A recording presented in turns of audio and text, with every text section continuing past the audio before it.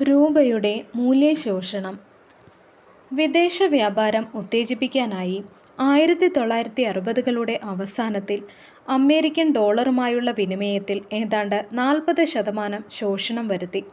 1950നും 1960നും ഇടയ്ക്ക് രൂപയുടെ മൂല്യശോഷണത്തിൻ്റെ ശതമാനം ഏതാണ്ട് 7%-ന് താഴെയായിരുന്നു. 1970കൾക്ക് ശേഷം ഇത് കുതിച്ചുയർന്നു. 1973-74 ഈ ശതമാന നിരക്ക് 20 എന്ന നിലയിലെത്തി. ആഗോള വ്യാപകമായി നിലനിന്ന എണ്ണ പ്രതിസന്ധിയാണ് ഇത്തരമൊരു പ്രതിസന്ധിയിലേക്ക് ഇന്ത്യൻ സമ്പദ് വ്യവസ്ഥയെ കൊണ്ടെത്തിച്ചത്. മൂല്യശോഷണം പിടിച്ചു നിർത്താനുള്ള നടപടികൾ ഇന്ദിരാ സർക്കാർ കൊണ്ടുവന്നു. ഇത്തരം നീക്കങ്ങൾ ഫലം കണ്ടു തുടങ്ങി. 1974 25%-ആയിരുന്നത് 1975-76 1.1% എന്ന മാന്ത്രിക സംഖ്യയിലേക്ക് വന്നു. ഇന്ദിരാഗാന്ധി അധികാരത്തിലേക്ക് തിരിച്ചെത്തിയ രണ്ടാം ഘട്ടവും ഒട്ടും ആശ്വാസ്യമല്ലായിരുന്നു ഇന്ത്യയുടെ സമ്പദ് വ്യവസ്ഥ. 1979 രണ്ടാം എണ്ണ പ്രതിസന്ധിയും കൃഷിയിലുണ്ടായ നാശവും സമ്പദ് വ്യവസ്ഥിതിയിൽ തിരിച്ചടികളുണ്ടാക്കി. എണ്ണ പ്രതിസന്ധി ആഗോള കാരണങ്ങൾ കൊണ്ടായിരുന്നെങ്കിൽ കാർഷിക വിളകൾക്കേറ്റ നാശം തികച്ചും ആഭ്യന്തര പ്രശ്നമായിരുന്നു. 1971 മുതൽ 1980 വരെ തൊഴിലില്ലായ്മ നിരക്ക് 9% തന്നെ തുടർന്നു. പിന്നീട് ഇത് 1983 8.3%-ലേക്ക് താഴുകയുമുണ്ടായി. ബാങ്കുകളുടെ ദേശസാൽക്കരണം. ഇന്ദിരാഗാന്ധിയുടെ ഭരണ പരിഷ്കാരങ്ങളിൽ വളരെ പ്രധാനപ്പെട്ടതെന്ന് എടുത്തു പറയാവുന്ന ഒന്നാണ് വാണിജ്യ ബാങ്കുകളുടെ ദേശസാൽക്കരണം. സ്വകാര്യ വ്യക്തികളുടെ ഉടമസ്ഥതയിലായിരുന്നു ഇന്ത്യയിലെ ബാങ്കിംഗ് മേഖല അതുവരെ. മുൻഗണന കിട്ടേണ്ട പല മേഖലകളെയും അവഗണിച്ച് സ്വകാര്യ നിക്ഷേപങ്ങൾക്കാണ് ഉടമകൾ താൽപ്പര്യം കാണിച്ചിരുന്നത്. ഇതുമൂലം സാധാരണ ജനങ്ങൾക്ക് ബാങ്കിംഗ് എന്നത് ഒരു സ്വപ്നമായെങ്കിലും അവശേഷിച്ചു. ഇന്ദിര ബാങ്കുകൾ ദേശസാൽക്കരിക്കുന്നതിനുള്ള ഒരു പദ്ധതി അവതരിപ്പിച്ചു. സ്വകാര്യ ബാങ്കുകളുടെ ചൂഷണത്തിന് വിധേയരായിരുന്ന സാധാരണ ജനങ്ങൾ ഈ നടപടി സ്വാഗതം ചെയ്തു.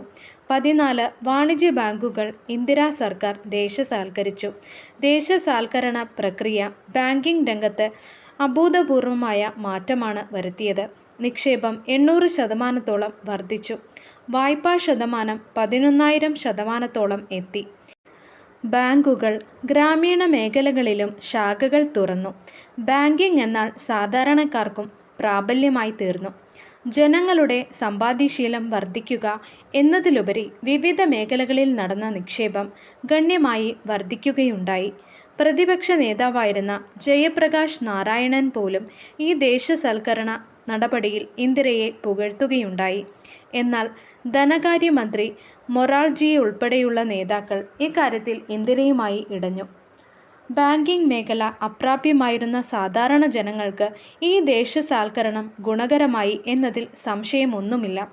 1971 ഇന്ദിര രണ്ടാം വട്ടം അധികാരത്തിലെത്തിയപ്പോൾ ഈ ദേശസാൽക്കരണ നയം വ്യാവസായിക മേഖലകളിലേക്കും വ്യാപിപ്പിച്ചു. ഇരുമ്പ്, കൽക്കരി, ഖനി, പരുത്തി തുടങ്ങിയ വ്യവസായ മേഖലകളെല്ലാം ഇന്ദിരാ സർക്കാർ ദേശസാൽക്കരിക്കുകയുണ്ടായി. തൊഴിൽ ഉറപ്പുവരുത്താനാണ് ഈ നടപടി കൊണ്ട് ഇന്ദിര ഉദ്ദേശിച്ചിരുന്നതെന്ന് പറയപ്പെടുന്നു. ബാക്കിയുള്ള സ്വകാര്യ മേഖലാ വ്യവസായങ്ങൾ വളരെ കർശനമായ നിരീക്ഷണങ്ങൾക്ക് വിധേയമാക്കുകയും ചെയ്തു. ഇന്ദിരയുടെ പല നടപടികളും പാർട്ടി നേതൃത്വത്തിൻ്റെ അനിഷ്ടം വിളിച്ചുവരുത്തി.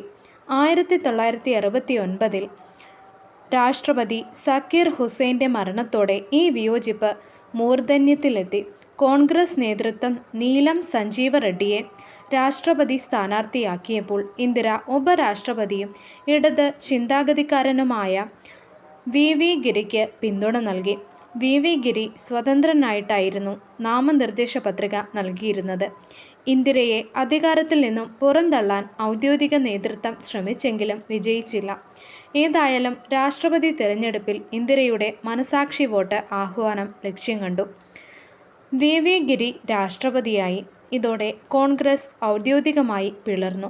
പാർട്ടിയിലെ പ്രതിസന്ധി മറികടക്കാനും തിരഞ്ഞെടുപ്പിൽ വിജയം നിലനിർത്താനും ഇന്ദിര ഗരീബി ഹട്ടാവോ, ദാരിദ്ര്യത്തെ ചെറുക്കുക എന്ന പ്രസിദ്ധമായ മുദ്രാവാക്യം പുറത്തിറക്കി. ഈ മുദ്രാവാക്യവുമായി 1971 പൊതു തിരഞ്ഞെടുപ്പിനെ നേരിട്ട അവർ വൻ ഭൂരിപക്ഷത്തോടെ അധികാരം നിലനിർത്തി. മത്സരിച്ച 441 മണ്ഡലങ്ങളിൽ 352 എണ്ണത്തിലും വിജയിച്ച് ഇന്ത്യൻ നാഷണൽ കോൺഗ്രസ് ഭരണത്തിലെത്തി.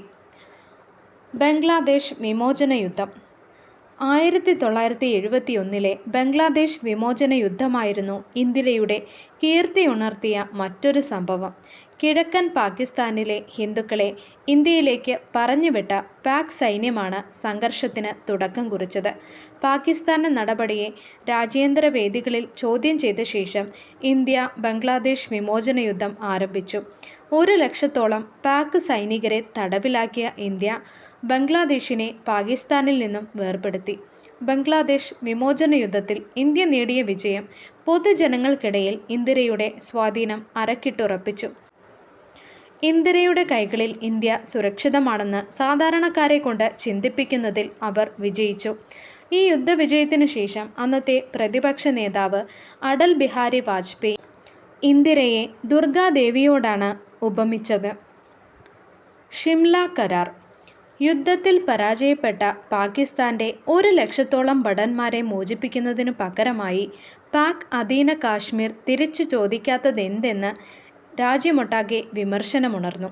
എങ്കിലും ഇന്ദിര അത്തരമൊരു ആവശ്യത്തിൽ നിന്ന് മാറി നിന്നത് പാകിസ്ഥാനുമായുള്ള ആജീവനാന്ത ശത്രുതയും ഐക്യരാഷ്ട്രസഭയുടെ ഇടപെടലുകളും അന്താരാഷ്ട്ര പ്രതിഷേധവും ഒഴിവാക്കി.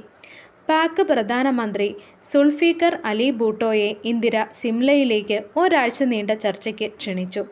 ഏകദേശം പരാജയപ്പെടുമെന്ന് ഉറപ്പായ ഈ ചർച്ചയുടെ ഒടുവിൽ ഇന്ദിരയുടെ ആവശ്യങ്ങൾക്ക് അനുസരിച്ച് ഇരു രാജ്യങ്ങളും തമ്മിൽ സമാധാന ഉടമ്പടി ഒപ്പുവച്ചു. കാശ്മീർ പ്രശ്നം ഉഭയകക്ഷി ചർച്ചകളിൽ കൂടെ മാത്രമേ പരിഹരിക്കാൻ പറ്റൂ എന്ന് സിംല കരാർ നിഷ്കർഷിച്ച് പാകിസ്ഥാനു വേണ്ടി പ്രധാനമന്ത്രി സുൽഫിക്കർ അലി ഭൂട്ടോയും ഇന്ത്യക്ക് വേണ്ടി പ്രധാനമന്ത്രി ഇന്ദിരാഗാന്ധിയുമാണ് സിംല കരാറിൽ ഒപ്പുവെച്ചത്. ഇന്ത്യയുടെ തടവിലുണ്ടായിരുന്ന 90,368 പാകിസ്ഥാൻ പട്ടാളക്കാരെയും ഇന്ത്യ വിട്ടയച്ചു. പൊക്രാനിലെ അണുബോംബ് പരീക്ഷണം. ആണവ പദ്ധതിയിൽ ജവഹർലാൽ നെഹ്റുവിൻ്റെ പാത പിന്തുടരുകയാണ് ഇന്ദിര ചെയ്തത്. ചൈന ആണവ പരീക്ഷണം നടത്തിയതിന് തൊട്ടു പിന്നാലെ ഇന്ത്യയുടെ ആണവ പദ്ധതിക്ക് അനുമതി നൽകുകയായിരുന്നു. ആണവശക്തി ഉപയോഗിക്കുന്ന രാജ്യങ്ങളുടെ പട്ടികയിലേക്ക് ഇന്ത്യയെ എത്തിക്കുക വഴി രാജ്യത്തിൻ്റെ സുരക്ഷയെയും സ്ഥിരതയെയും കാത്തുസൂക്ഷിക്കുക എന്നതായിരുന്നു ഇന്ദിരയുടെ ലക്ഷ്യം. 1974 ഇന്ത്യ ആണവ പരീക്ഷണം നടത്താൻ സജ്ജമായി എന്ന് ഡോക്ടർ രാജാ രാമണ്ണ ഇന്ദിരയെ അറിയിച്ചു. രാജസ്ഥാനിലെ പൊക്രാൻ മരുഭൂമിയിൽ ഇന്ത്യ വിജയകരമായ ആണവ പരീക്ഷണം നടത്തി. ബുദ്ധൻ ചിരിക്കുന്നു എന്ന് രഹസ്യ പേരിട്ട ഈ പരീക്ഷണം ലോകരാജ്യങ്ങളിൽ കാര്യമായ പ്രതികരണം ഉളവാക്കിയില്ല. എന്നാൽ അയൽ രാജ്യമായ പാകിസ്ഥാൻ ശക്തമായ പ്രതിഷേധവുമായി രംഗത്തെത്തി. പാകിസ്ഥാൻ പ്രധാനമന്ത്രി സുൽഫിക്കർ അലിക്കെഴുതിയ ഒരു കത്തിൽ ഇത് സമാധാന ലക്ഷ്യങ്ങൾക്കുള്ള ആണവ പരീക്ഷണമായിരുന്നു എന്നാണ് ഇന്ദിര വിശേഷിപ്പിച്ചത്. ഹരിത വിപ്ലവവും ധവള വിപ്ലവവും. 1960 തുടക്കം കുറിച്ച കാർഷിക മേഖലയിലെ പ്രത്യേക പരിഷ്കാരങ്ങളും ഗവേഷണങ്ങളും ഇന്ത്യയിലെ കടുത്ത ഭക്ഷ്യ ദുർബലതയെ മാറ്റി ഇന്ത്യയെ മിച്ചധാന്യം ഉൽപ്പാദിപ്പിക്കുന്ന ഒരു രാജ്യമാക്കി മാറ്റി. രാജ്യത്തിൻ്റെ ആവശ്യങ്ങൾ കഴിഞ്ഞുവരുന്ന അധിക ധാന്യങ്ങൾ ഇന്ത്യ കയറ്റുമതി ചെയ്തു തുടങ്ങി. ഹരിത വിപ്ലവം എന്നറിയപ്പെട്ട ഈ നീക്കങ്ങളുടെ ഫലമായി കാർഷിക വിളകളുടെ വൈവിധ്യവൽക്കരണവും ഈ കാലയളവിൽ നടന്നു.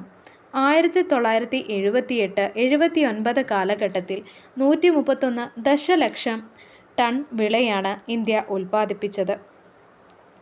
ഹരിത വിപ്ലവം കാർഷിക മേഖലയിൽ മാത്രമല്ല, കാർഷിക മേഖലയ്ക്കായുള്ള ഉപകരണങ്ങൾ നിർമ്മിക്കുന്ന മേഖലകളിലും തൊഴിലവസരങ്ങൾ സൃഷ്ടിച്ചു.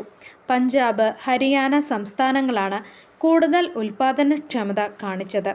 കാർഷിക മേഖലകളിൽ ഉപയോഗിച്ച ചില രാസവളങ്ങളുടെ ഉപയോഗം ചുറ്റുപാടുമുള്ള ജീവജാലങ്ങൾക്ക് ഹാനികരമായി തീർന്നു എന്ന ചില ദോഷവശങ്ങളും ഹരിത വിപ്ലവം കൊണ്ടുണ്ടായി. ഇതേസമയം നടന്ന ധവള വിപ്ലവം രാജ്യത്തിൻ്റെ പാൽ ഉൽപ്പാദനം ഗണ്യമായി വർദ്ധിപ്പിച്ചു. രാജ്യത്തെ കുട്ടികളിലെ പോഷകാഹാരക്കുറവ് ഒരു വലിയ അളവ് വരെ കുറയ്ക്കുന്നതിന് ധവള വിപ്ലവം കൊണ്ട് സാധിച്ചു. നാഷണൽ ഡയറി ഡെവലപ്മെൻറ്റ് ബോർഡിൻ്റെ നേതൃത്വത്തിൽ നടപ്പാക്കിയ ഈ പദ്ധതി പാലുൽപാദന രംഗത്ത് വൻ കുതിച്ചുചാട്ടം തന്നെ കൊണ്ടുവന്നു.